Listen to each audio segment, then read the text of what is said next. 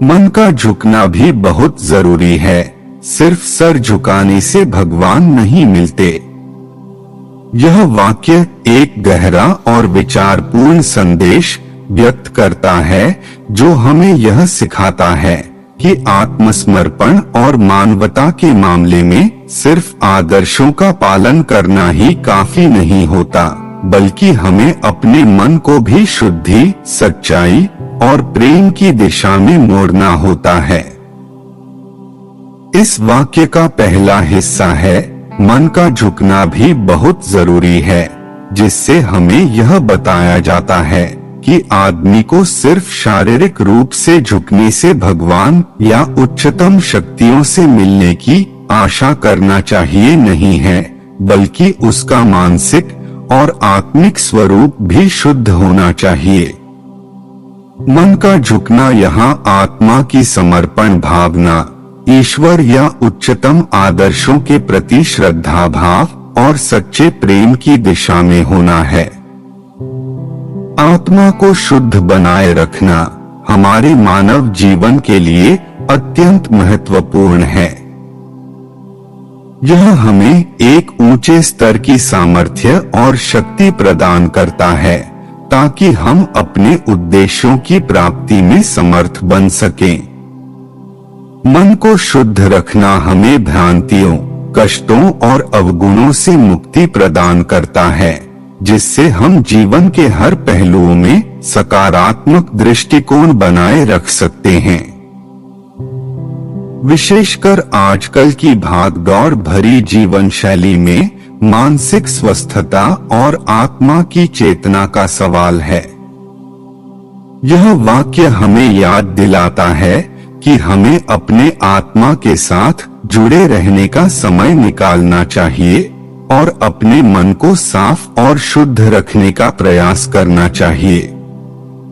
दूसरा हिस्सा है, सिर्फ सर झुकाने से भगवान नहीं मिलते, जिससे यह समझने को मिलता है कि सिर्फ आदर्शों की पूजा करना या धार्मिक रीति रिवाजों का पालन करना ही हमें उच्चतम शक्तियों से मिलने का एकमात्र माध्यम नहीं है। इसमें आवश्यकता है कि हमारा मानसिक स्थिति भी उच्चतम स्तर की भावना, सहानुभूति और प्रेम से भरा हो। धार्मिक अनुष्ठान एक अच्छा और उपयुक्त मार्ग है, लेकिन यह सिर्फ क्रियाओं की सीमा में नहीं रहना चाहिए, बल्कि मानवता के प्रति प्रेम और समर्थन की भावना को अपनाना चाहिए।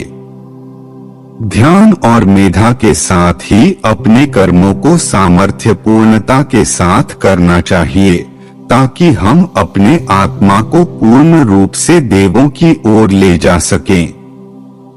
इस वाक्य में छिपा एक और अर्थ है कि सिर्फ सामूहिक या रुचिकर रीति रिवाजों का अनुसरण करना या केवल आदर्शों की पूजा करना ही हमें उच्च स्तर की आध्यात्मिकता तक पहुंचा नहीं सकता।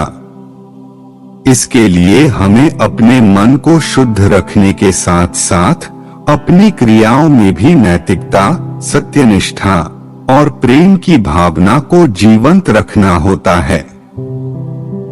इस वाक्य का सारांश है कि सही और उच्चतम आदर्शों को अपनाने के लिए हमें अपने मन को भी शुद्ध करना चाहिए और केवल तकनीकी या याज्ञों में ही सच्ची आध्यात्मिकता की प्राप्ति की आशा नहीं करनी चाहिए। धरोहरी रूप से सिर्फ आदर्शों की पूजा करना या रिचुअल्स का पालन करना उच्चतम आदर्शों तक पहुंचने के लिए केवल कदम है, लेकिन जो कि सच्ची आत्मिक ऊंचाई को प्राप्त करने के लिए हमें अपने मन को भी शुद्ध करना चाहिए। इस प्रकार यह वाक्य हमें यह बताता है कि एक समर्पित और आत्मिक जीवन के लिए हमें अपने मन को भी सही दिशा में मोड़ना चाहिए, ताकि हम उच्चतम स्तर की सामर्थ्य और आध्यात्मिक ऊंचाई में पहुंच सकें। आत्मसमर्पण और मानवीयता की भावना से युक्त होकर ही हम असली आध्यात्मिक सिद्धि को प्राप्त कर सकते हैं, जिससे हमारा जीवन सच्चे और अर्थपूर्ण तरीके से संगीत हो सकता है।